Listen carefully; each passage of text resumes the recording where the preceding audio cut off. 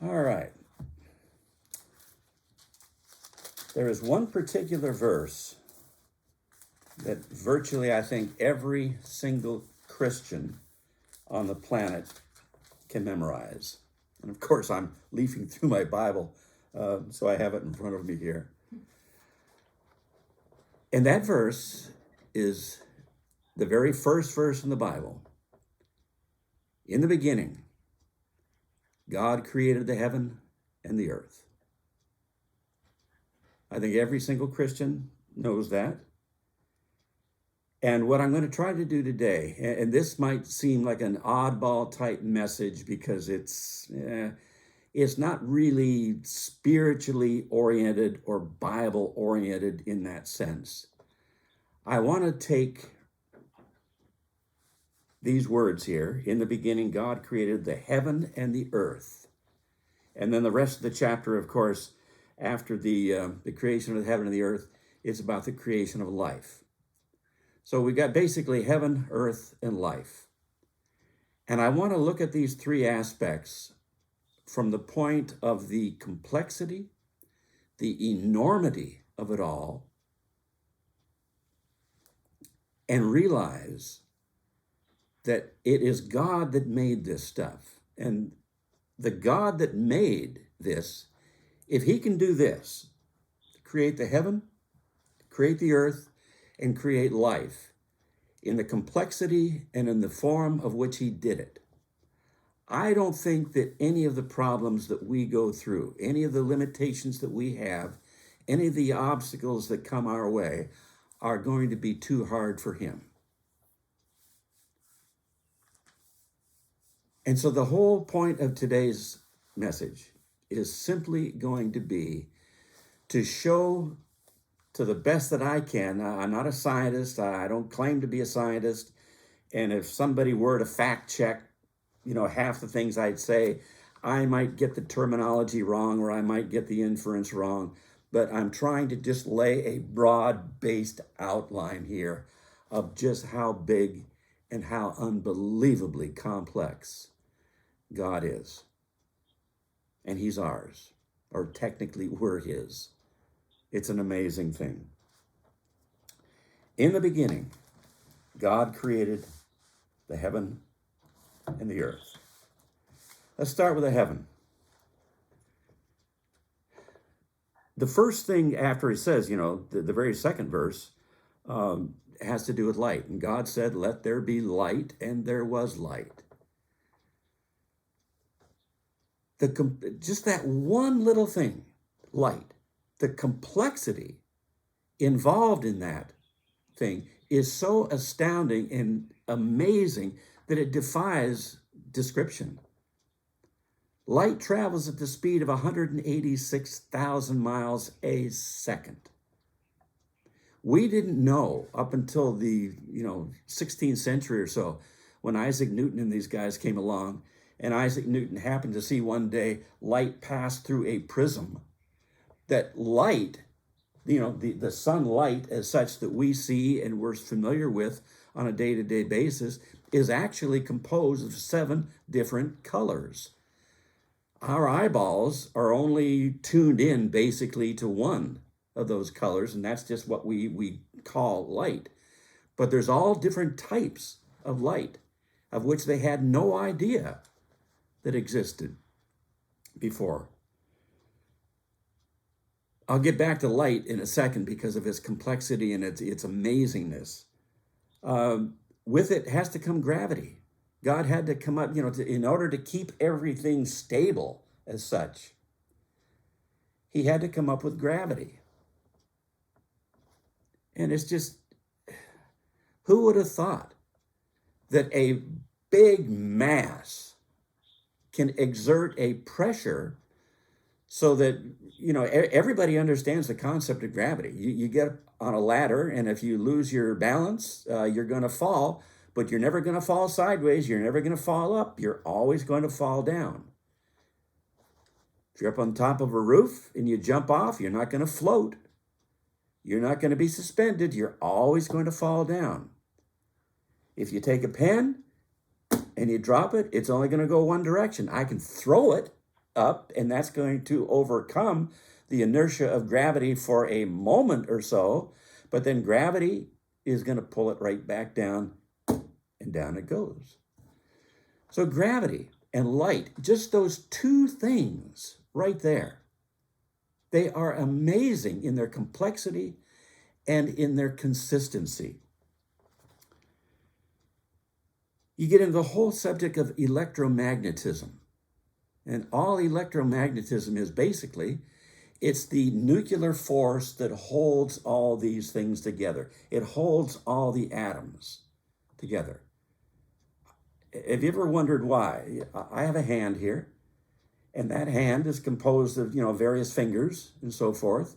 And we know that within this hand, there's blood vessels, there's sinew, there's bones, there's all these things. And these things themselves, on an individual basis, are composed of atoms. And we all have that picture in our head of an atom. We see the nucleus and we see the little orbital thing of the electrons and the protons, and that's the picture we have of an atom. But what holds these individual atoms together? What keeps them from just flying apart? Why doesn't my hand just basically dissolve in front of me? What holds that finger in that shape for all these years? The shape of the finger is basically exactly like it was when I was a little infant. It's a little bigger now, a little more wrinkly, and it's not nearly as strong, but it's still the same basic shape. What holds it together? Electromagnetism, gravity, the interplay between atoms. It's all functioned by electromagnetism.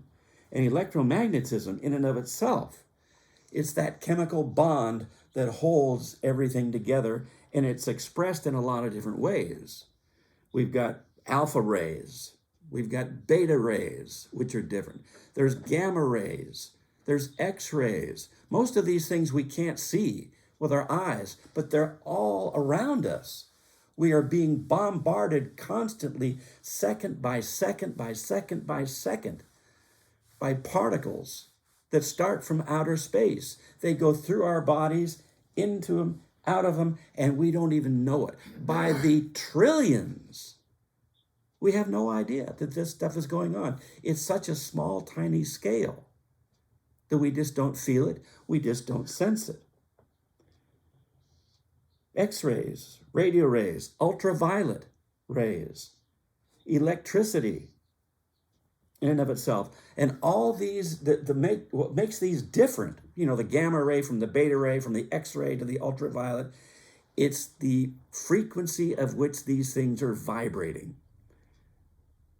If you had an oscillating scale, an X-ray is going to look like one thing, an ultraviolet ray is going to look like another thing. And the vibrational sequence in these things is what separates them all.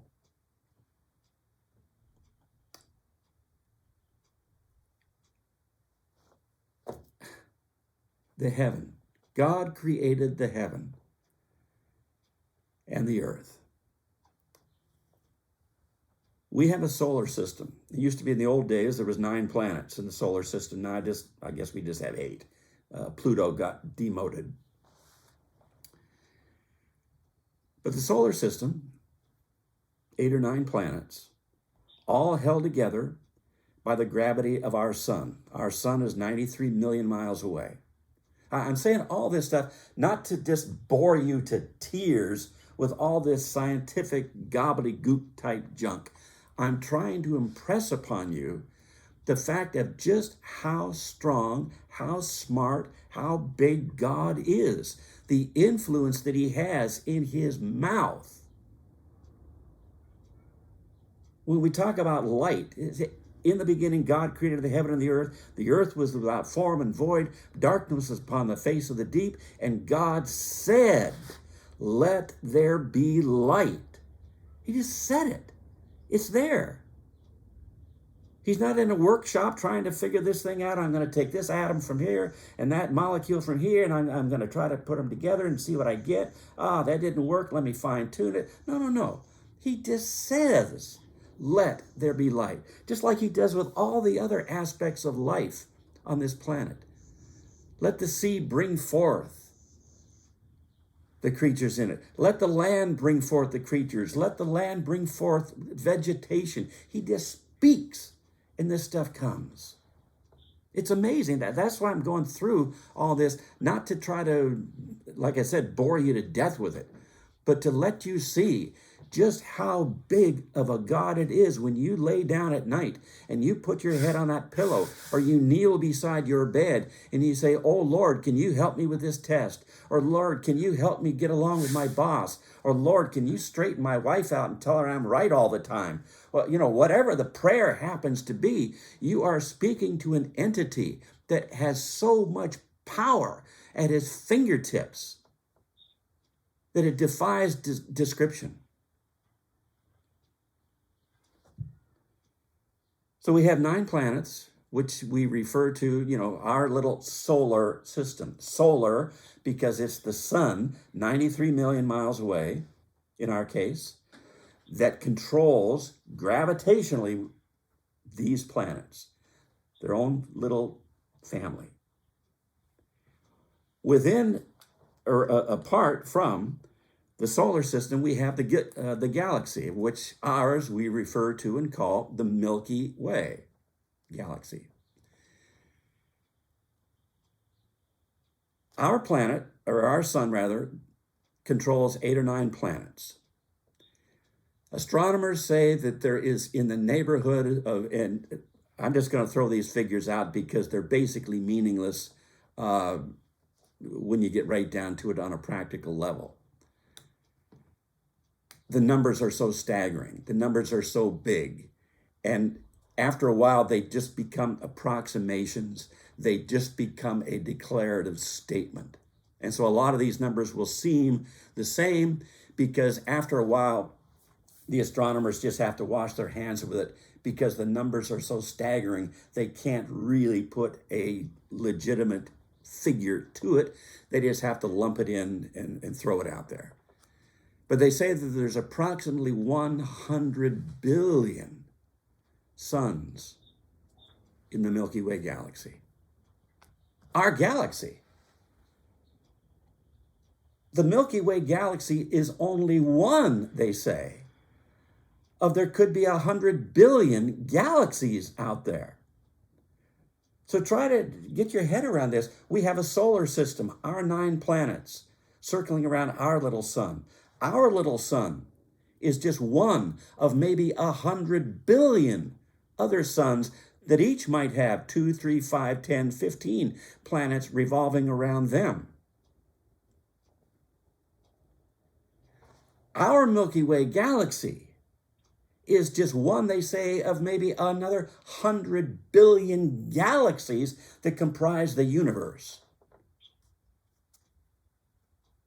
And God wraps it all up in one little verse.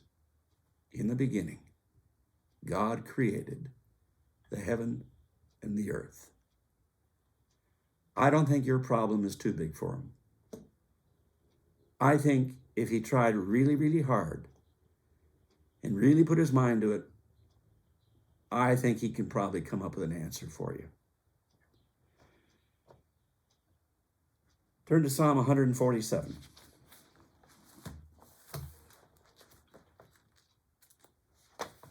Psalm 147.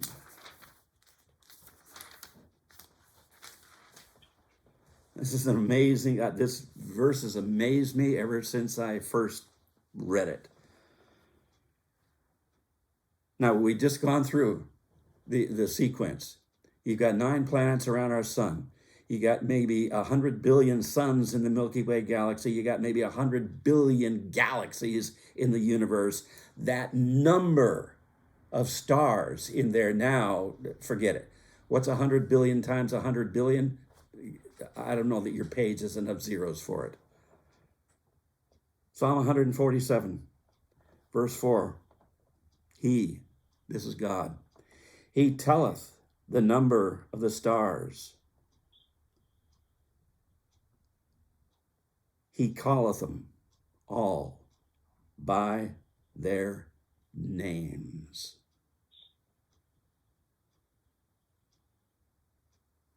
So let's just, I don't know, 100 billion times 100 trillion, 100 million, I don't know what it is. I'm just going to say, let's say 100 trillion. Can you come up with 100 trillion names? I don't care what combination of zeros and ones that you use or how many ways that you use the alphabet, 26 letters. Can you come up with 100 trillion names? God's got every single solitary star out there. Names. He knows them. He made them. In the beginning, God created the heaven and the earth. Just like that. No sweat to him. Now let's jump down to the earth for a second. The earth, 93 million miles away from the sun. For human beings, it's a perfect distance. Any closer, we'd burn up. Any further away, we'd freeze to death. It's the Goldilocks syndrome. Right in the middle. Not too hot, not too cold. Right in the middle. 93 million miles. The earth rotates on its axis. You know, you have a globe and we're set at 22.5 degrees. The earth is not up and down straight like this, the axis. It's tilted. And that tilt gives us the seasons. It gives us the variations in weather and so forth. That it's not uniform over the earth. If you like cold weather, you move to Florida. If you like hot weather, you move to Alaska. This type of thing. So he sets the earth up on a daily rotational basis, 24 hours. That way there's not too much sunlight, there's not too much dark. So the interaction, the biochemical reactions between plant life and sunlight and the ground and all that kind of stuff, it all works in perfect harmony because not one area is scorched more or, heated up more or cold more than it should be. 24-hour rotational basis. We have a 360-day orbital rotation around the sun. And again, this gives us our seasons along with that tilt, gives us the seasons so that we don't have 12 months of summer, we don't have 12 months of winter. It's a variation. Now, the further you go from the equator, the more this is pronounced. You get on the equator itself and it's basically 12 months of basically the same. But if you don't like that weather, move up, move down. You got all kinds of choices here. The speed at which the earth moves, approximately 25,000 miles an hour through space. Not too fast, not too slow. Gravity can work really, really good. And yet, it's enough speed to keep us tethered to the sun because our gravitational bedrock is the sun. So you have the sun here and we're revolving around the sun. It's like there's a string with a little ball on the end of it and we're going around like this. We're not shooting out into space forever and we're not falling back into the sun. It's that perfect relationship, that perfect combination of speed and distance. And I keep coming back to it, and I'll say it over and over again. In the beginning, God created the heaven and the earth. But there is so much more to that word created. Like I said, he had to come up with the concept of light. He had to come up with the concept of gravity. He had to come up with the concept of electromagnetism and all this stuff. He had to figure out the rotational thing, the axis tilt. He had to come up with the speed of this and the combination of the mass here and the distance there. All these things are all lumped up into that one little verse. In the beginning, God created. It's an amazing thing. We have an atmosphere, a combination of oxygen and nitrogen in the air that we can breathe. We get underwater, we have a problem. We have to bring our air with us as such, in the form of a scuba outfit or a diving helmet or a bathysphere. We can't live underwater because we don't have gills. The fish, they can take that oxygen out of the water and use it to sustain their lives. We can't take the oxygen out of water to sustain us. We have to take our oxygen from the air. The fish can't do that. The amazing diverseness of God in this thing, it's incomparable with anything else that we can think of. The earth, inside of it, it has a iron and a nickel core. You start off with the surface of the earth and you go down to the, miles and miles and miles and miles and miles. And when you finally get down to the middle of the earth, there's a great big, huge mass of molten iron and nickel. And because the earth is on an axis, any kid who remembers high school physics knows that if you take an iron thing and you spin it, it's going to cause what? It's going to cause an electrical current.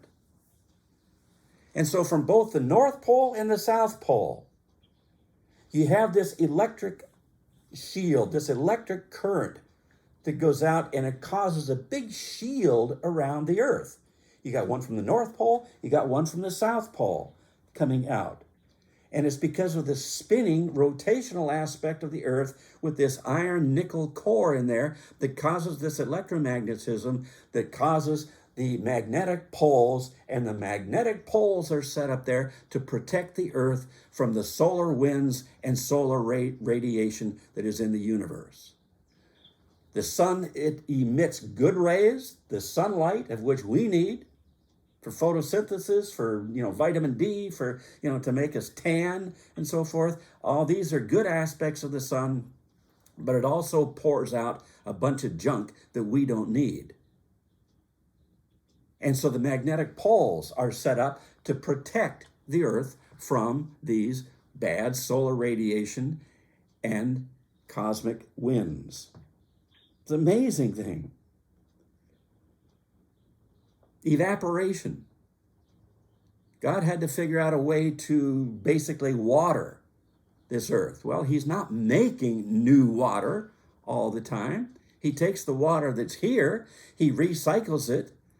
You got an ocean out there, you got the sunlight hits the ocean, the sun warms the ocean, the molecular atoms within that water, they expand, they float up, and as they get higher and higher and higher in the atmosphere, they condense again because they're getting further and further away from the heat source here.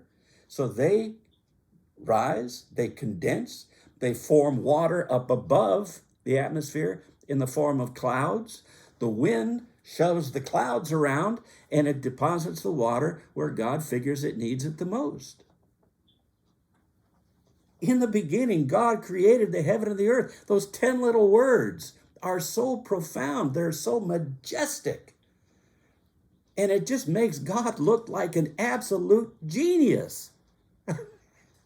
That's an oxymoron. I mean, good grief.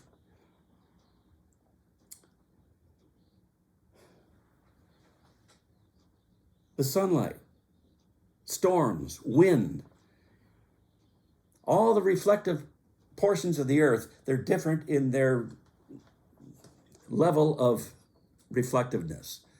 The ocean or water has one set of reflective basis. The desert has another. Forests have another.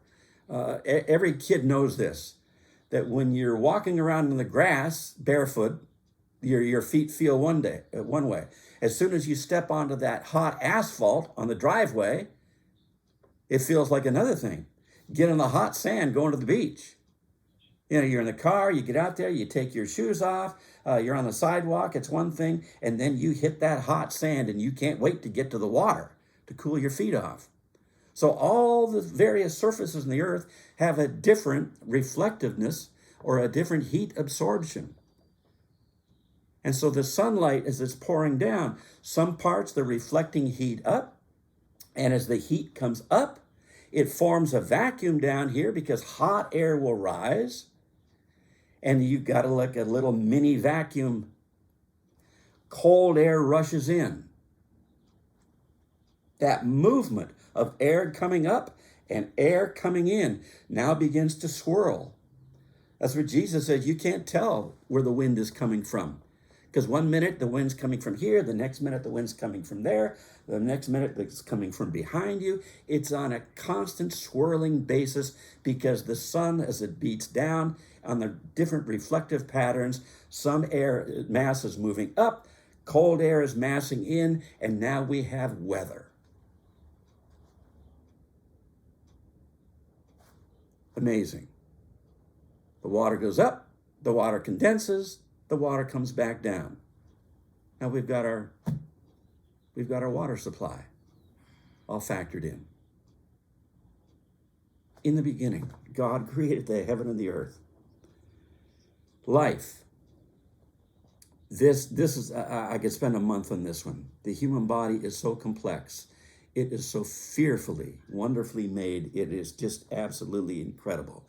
We have a skeletal system, bones inside. These bones are connected by sinews, by muscles, by tendons.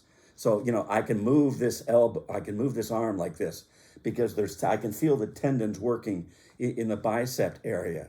And I know there's muscles back here that are moving this thing. I can move the wrist up and down or sideways or around and so forth. This is all the muscular type thing.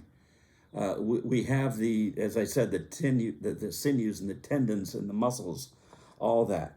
We have the neurological system, the nervous system. Why is it that if I poke myself here, I can feel that pain? If I stub my toe, that sense of feel has to go from the toe, up through the leg, up through the torso, and it hits some portion of the brain that says, ouch. And now I've either got to, if my foot is in fire, the brain says, get your foot out of the stupid fire. It hurts. Imagine just that simple little process, that neurological thing, where if I stub my toe, the brain figures it out, and the brain sends down a signal, either move your toe or get out of the way. That one little aspect of life. The gift of moving. Just the act of moving itself. Look at all the elements that are in play. The bones, the muscles, the sinews, the neurological thing. The brain says, oh, lift.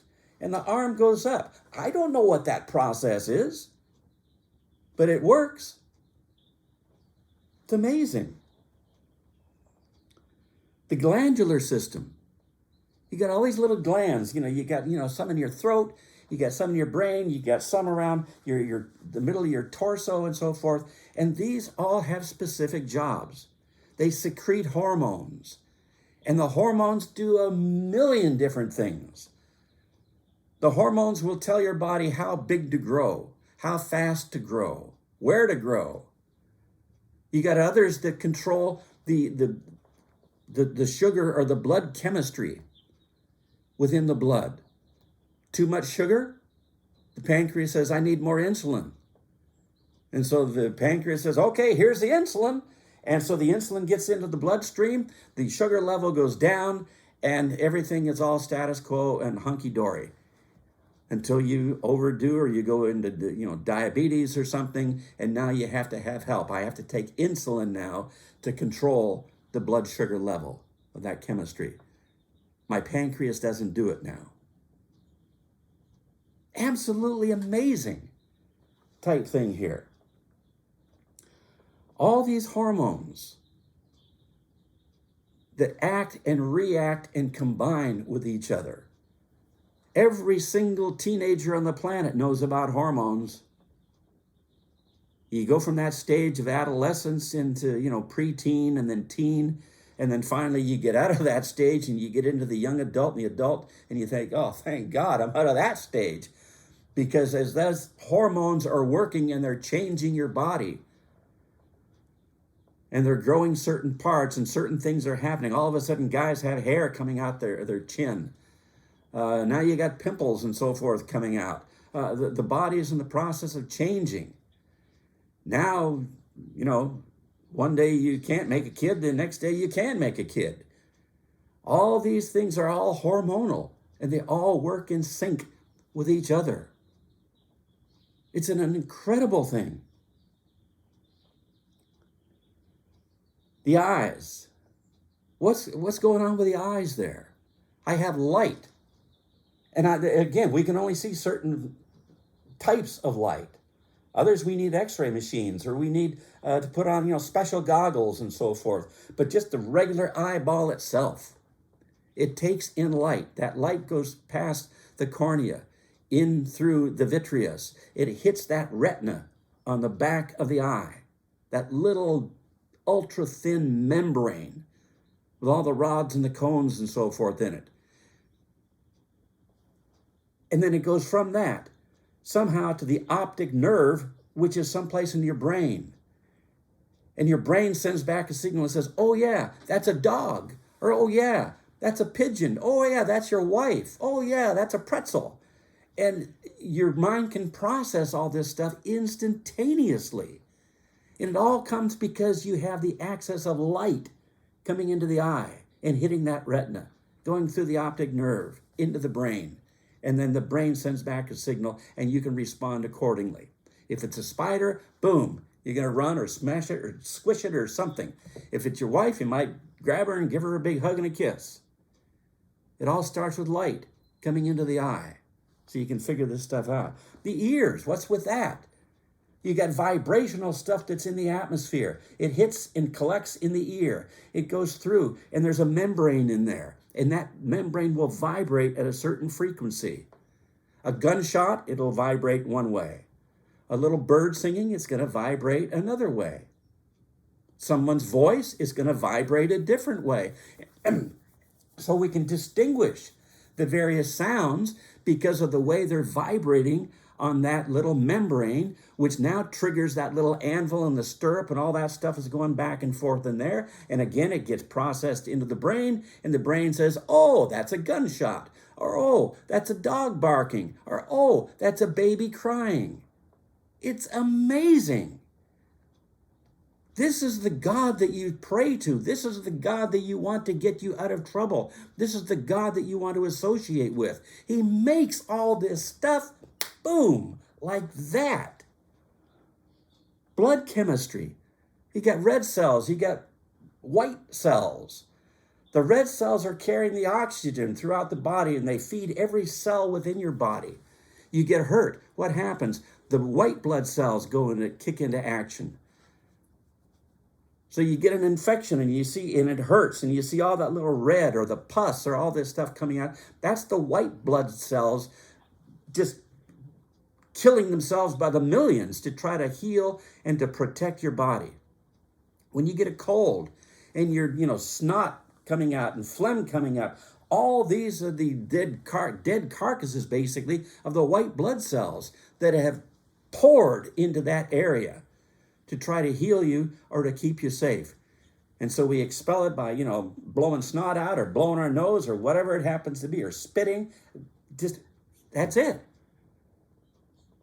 But the complexity of what's going on in there, the regulation in that bloodstream, the elimination, taking the waste out, filtering it through the kidneys and through the pancreas and so forth, and the liver. It's unbelievable what goes on inside of us. This is why it takes to be a doctor. It takes 12 years of higher education to get in that door. Nutrition. We eat food. The body processes that food. It extracts what it needs to feed the cells. It filters out the waste. And we go to the bathroom and we get rid of it that way, or we sneeze, or we blow our nose, or we spit, or we do all these things to get rid of the junk. But look at that self-contained system, the complexity, the way it works. He gives us the gift of sleep, because that's where the cells need to regenerate. They need to recoup. When I'm sleeping, the cells don't have to worry about me walking as such, or me talking. All these systems are shut down, and now those cells can begin to regenerate, begin to recoup. I don't have to think, I don't have to see, I don't have to walk, I don't have to make a decision. Do I pick this up? What do I do with it? Oh, I know, I'm going to write with it. as I'm asleep, none of those things are being utilized. So now the whole body can just fix itself up, reproduce, recoup, mend, whatever you want. That's why if you have a good 8 hours sleep, you wake up in the morning and you feel refreshed. You feel ready to go. If you've had a bad night where you're up, every 2 hours for whatever reason it happens to be, and you can't get that really good restorative sleep, you know it. You can tell the difference. The cells just have not had enough time to recoup before you start that grind again.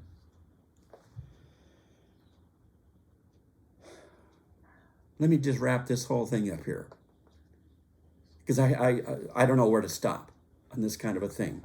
Life is so unbelievable the way God has set it up. The Milky Way galaxy is basically, again, these figures, I know they sound repetitive, and in the repetitiveness, it sounds like it's just made up. But again, astronomers can only go so far. The Milky Way galaxy is approximately 100 million miles long. Light years. 100 million light years in diameter. Light travels at 186,000 miles a second. Multiply that by 60 and you get how far light goes in 1 minute.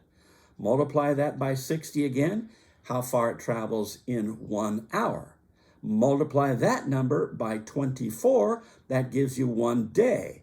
Multiply that by 365 and a quarter, that gives you how far light will travel in 1 year. Multiply that by 100 million. And that's how wide this Milky Way galaxy is. There's approximately 100 billion galaxies in this universe. The balancing act. Now, all these things, they're all balanced. If they weren't balanced, you've got asteroids constantly crashing into each other and destroying each other. You got moons crashing into the sun. You got suns crashing into each other, to the point where it would just be one big, giant, globby mess. But the universe is expanding. It's getting bigger. These things are increasing in distance-wise. It's just expanding.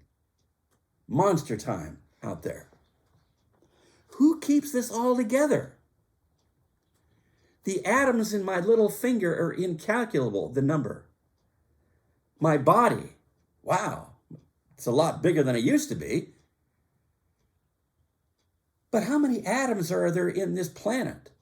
How many atoms in this solar system? How many atoms in the Milky Way galaxy? How many atoms in the universe?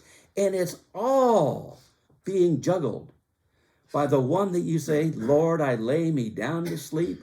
I pray the Lord my soul to keep. If I should die before I wake, I pray the Lord my soul to take. That person that you pray to, or, oh, God, help me in times of crisis, that God that you speak to, that's the one who creates and holds all this thing in one great big dance of balance. Hebrews chapter 1.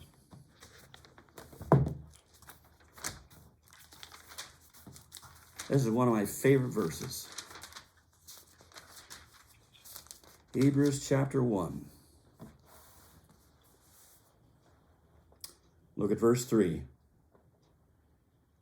Who, being in the brightness of his glory, it's talking about Jesus, who, being the brightness of his glory and the express image of his person, and upholding, this is the part I want you to get, and upholding all things by the word of his power. When he had by himself purged our sins, sat down on the right hand of the majesty on high. He, Jesus Christ, the one who said, or was of whom it was said, in the beginning, God created the heaven and the earth. Jesus created it, and by the word of his power, by the word, not physically juggling and running here and keeping that plate spinning and then running over here and keeping that little plate spinning, by the word of his power, he upholdeth all things. I think you can trust him with your life.